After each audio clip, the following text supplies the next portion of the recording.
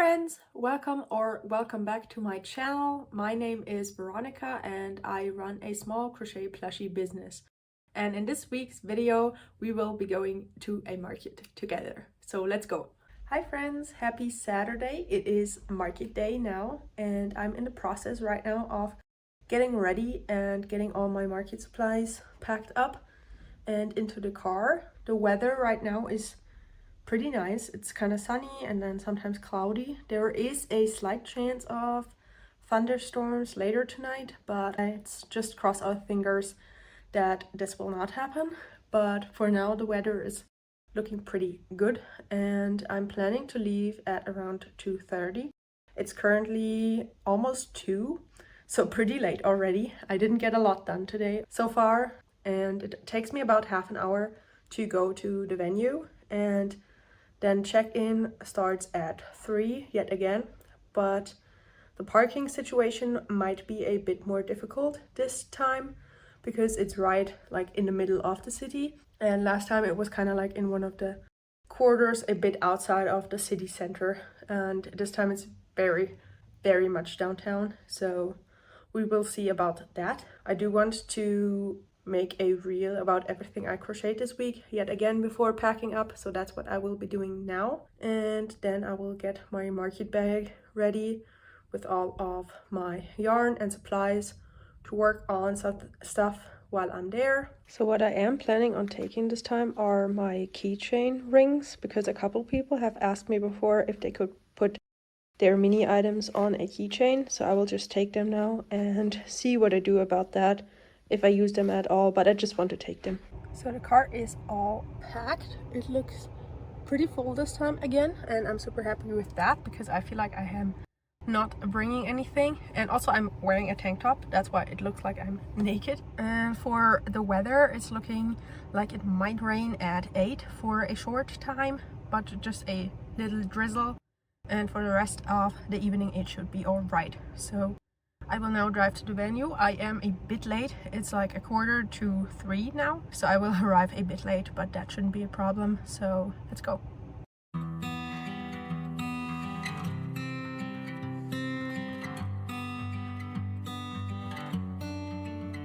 Thought the praying would make it better, but I swear to God I'm just as lost as ever. Thought the bottle would hold me over, it still hurt me just as bad when I got sober. Everyone around me's found a way to let it go, but I can't help but focus on the things I can't control. All the darkness in my mind, pain that I can't leave behind. I know there's a silver line that I can't see. All the cold and sleepless nights, running out of ways to fight. I know there's a morning light in my reach if I keep buying time. I stopped going out to bars, I quit smoking. Thought that giving that all up would keep me going. I got over people pleasing, I quit falling into love that had no meaning.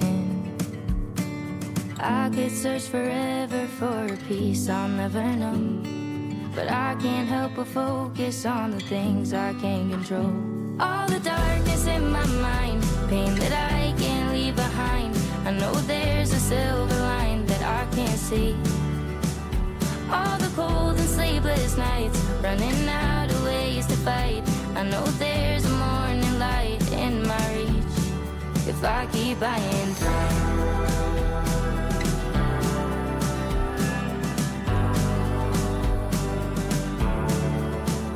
There's a storm inside my dreams, I'm still standing on 2 feet. Let the current carry me when the water gets too deep. All the darkness in my mind, pain that I can't leave behind. I know there's a silver line that I can't see. All the cold and sleepless nights, running out of ways to fight. I know there's a morning light in my reach if I keep buying time.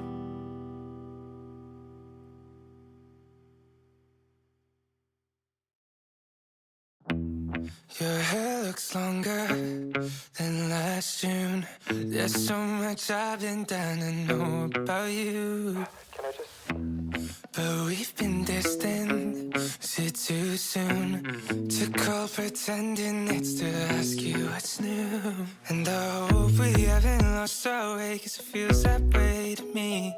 But I know that when I see you, oh, I never wanna leave. So don't be so mad.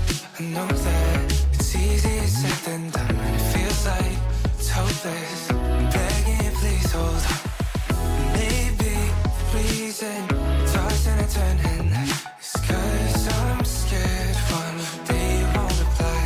So if I said or did something that hurt you, I'm sorry, I'm sorry. You know I never meant to. We haven't lost our way, 'cause it feels like... So I'm trying something new with this market vlog, and I will show you a couple of clips I took at my market, and then I will check back in with you a couple times in between and just tell you a bit more about the market and what is going on in those clips. First of all, after setting up, which you just saw, I parked my car, and because we had to move our cars after setting up, so I had to drive. It was about a 5-minute walk away from the venue where I finally found some parking, and I had to pay 11 euros for parking, which is normal in the city, but still I wasn't super happy about that. But when I parked my car, I parked right next to this big plaza, and I'm not sure if any of you know what this big plaza is, because it's kind of famous. This is where the Oktoberfest is held every year, because I do live close to Munich, and that's where original Oktoberfest is happening every year, and this is what the place looks like when it is not going on. And I thought I would show you that because I parked right next to it, and I'm not sure if a lot of people know what it looks like when there isn't Oktoberfest going on.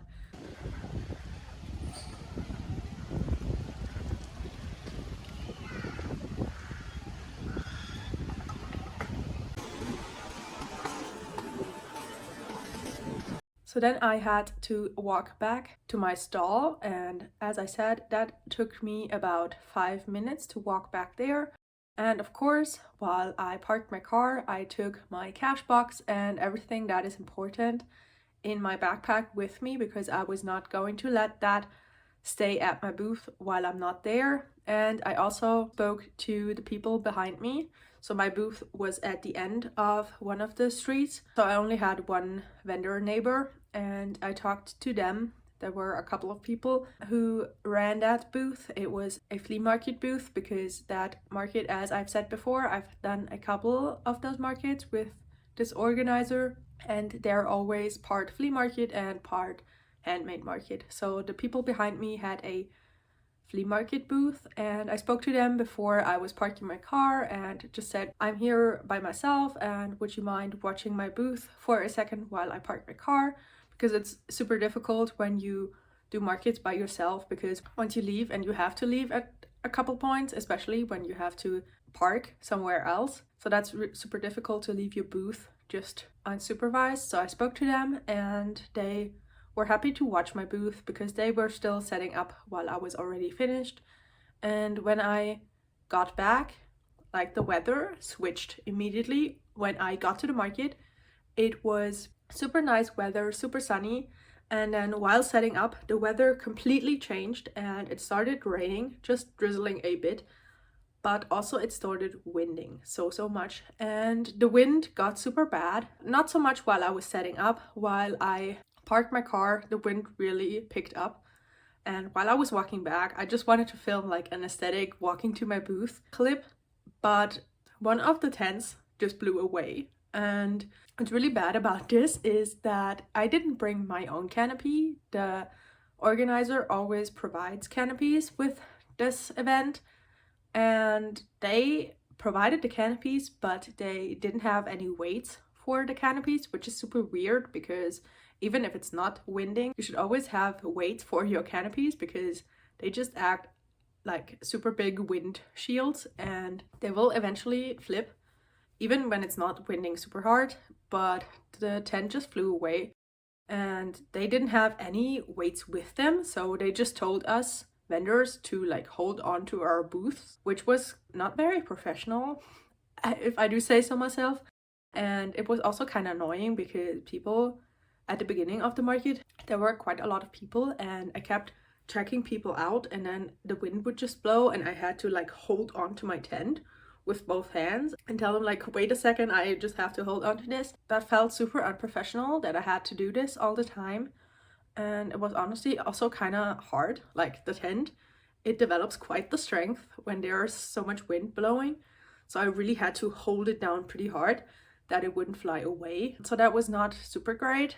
Also, my setup wasn't as professional as it could be because of the wind. Like that's something the organizer can't control because the plushies are pretty lightweight, and especially the ones I had on my wooden stands, like my cats and birds, the upper levels kept falling down, so I eventually took them down and just had them set on my table, which was less ideal than I would have hoped, but like that's just an outdoor market, it can always happen. But I've already been chatting way too much, so let's look at the rest of the clips that I got at the market, and then I will do an official market breakdown for you. I've got an internet crush. She's not a celebrity, but she's taken. So can't help falling in love.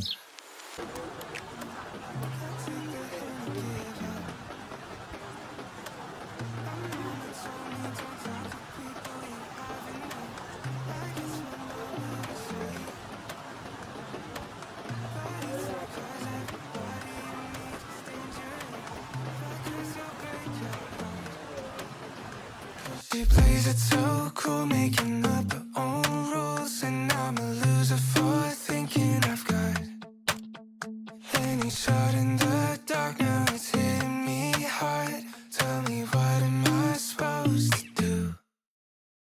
'Cause I've got an internet crush. She's not a celebrity, but she's taken. Still can't help falling in love. Can't take the hint and give up. I've got it. Internet crush. Internet crush. Internet crush. Okay, so that was all of the footage I got at the market, and you can probably already tell some of the key takeaways of this market. First of all, the weather was so much worse than it was forecasted. So it started pouring rain at around 6, and that is when most of the people who were strolling around the market left, and they didn't really come back because the weather didn't clear up, so it stayed kind of rainy, kind of cold. So that really hurt the foot traffic of this market. What also started happening was that around 8, so 3 hours into the market, and the market was supposed to go till 11. So at around 8, about half of the vendors had already packed up or were packing up. Mostly the flea market vendors, they didn't really want to stay. So that was kind of unfortunate, and that also kind of hurt the market because then it felt like very empty, and the booths that stayed were kind of spread out really far across this market. So I was a bit frustrated that evening because the market was super slow. Also, like, just the vibes of the market were kind of off because people were super frustrated. So that didn't really help the overall situation, but I decided to stay because I originally wanted to share my booth, but then my booth partner couldn't attend this market, so I had to pay the whole 130 euros of booth fee by myself. So I decided to go ahead and just stay as long as I can because I'd rather make a bit more back than just packing up. So I stayed until around 10. That's when the rest of us packed up because there was just no one there anymore. So we left an hour early from this market. So the actual market was from 5 to 10. And I will just go ahead and actually break that market down for you. So I had a total of 44 sales, so 44 transactions, which is pretty good still. And I sold 56 plushies in total. And my average order value this time was around 10.60, so a bit lower than last time, but still above 10 euros. And now I will go ahead and tell you my top 5 best sellers of this market, and they were kind of surprising. And also some things that didn't really sell that have been continuous best sellers at every market that really surprised me. So in 4th place of my top 5 best sellers are actually 2 items, and I sold 5 of each of those, and one of them are my cats that are usually in my top 5, and then the other one are my turtles, and as I said, I sold 5 of each of those, which was super surprising that I sold so many turtles, and they were actually super popular right at the beginning of the market. I brought a total of 9 turtles and they sold like super quick. And this time my normal colored turtles, like the natural colored turtles, didn't sell at all, and I only sold like super colorful turtles, which was super surprising to me because usually the normal colored turtles go first and then the others go. And my cats just were popular as ever, so I can't really say a lot about that. In 3rd place are my chicks with hats, my mini chicks with hats, and I sold 6 of those, and I believe this number could have been even higher if I had more, but I only brought 13 of those because I had sold quite a lot of them at my market before this one, and I didn't replenish them, so I sold 6 of those mini chicks, so I have 7 left over right now. Then in 2nd place of my top 5 bestsellers are my bead chains, which really surprised me because last time I only sold 1, and this time I sold a total number of 7 bead chains, and they were just flying off the shelves. They were just really popular this time. And then my number 1 top bestseller, and this has been a reoccurring thing, were my baby octos, and I sold a total number of 16 of those. So they were like just super popular. And I'm super glad because I did make 14 of them last week between my 2 markets.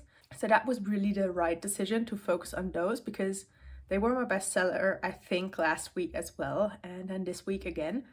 So that is just super awesome, and I'm super happy about that. Then also, as I said in the beginning of the video, I decided to go ahead and bring my key rings, so my little keychain rings, to this market. And since it wasn't super crowded, when people were interested in my mini items, I told them that I could make any of those mini items into a keychain for plus 1 euro of price, because it does take me a bit, and also the keychain cost a bit of money. So I told people that, and actually 3 of the people who bought mini items added a keychain to theirs. So not a huge turnout, but a couple of people actually liked this, and I think I will keep doing that.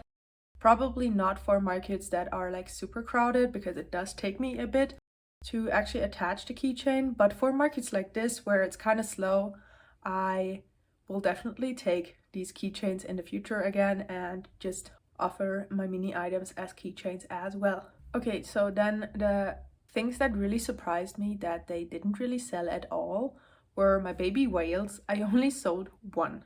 I only sold a single baby whale this time. And that is super surprising because they are usually right up with the octos. So that was kind of interesting.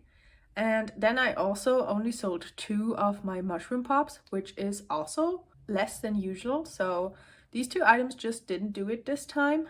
And also this time, yet again, my chickens, the white chickens, were the most popular. I brought 2 and I sold both of them. So this color chicken is really the most popular chicken, so I will definitely focus on those in the future. So let's get into the total of this market. So in total, I made 467 euros at this market. 37 of those were paid in card and the rest was paid in cash. And actually I made my first couple of sales while I wasn't actually at the market. So while I was parking my car, my vendor neighbors sold 3 items for me. So people were like standing at my booth, and as I have everything individually priced, They just charged my customers, and that was actually super amazing of them. I didn't ask them to do this, but it turned out super nice. So I had already made 20 euros when I got back from parking my car. So the location was actually pretty good. The weather was just the biggest problem for this time. So after fees, because I did have some hefty fees this time, my booth fee was, as I said, 130 euros, and then I also paid 11 euros in parking, and gas would be around 17 euros this time yet again. So in total I made 309 euros this time, which is still a profit, but it was definitely way less than I had hoped for, especially with this kind of a booth fee. So now I'm really hoping for my next market to be better. I currently don't have one planned already, but I am looking at a couple different ones right around the beginning of July, so definitely stay tuned for that.